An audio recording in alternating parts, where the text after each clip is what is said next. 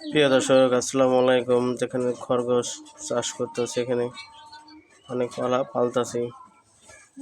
এখানে তিনটা, ওই যে একটা, চারটা, আর ওর ভিতরে আছে ওই যে গদ, ওই গদের ভিতরে থাকে।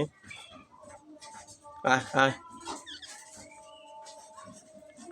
দেখতে খুব ভালো লাগতেছে।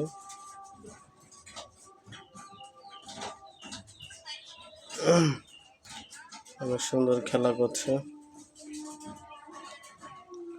খুব ভালো লাগতেছে। আয় আয়, অনেক সুন্দর লাগছে।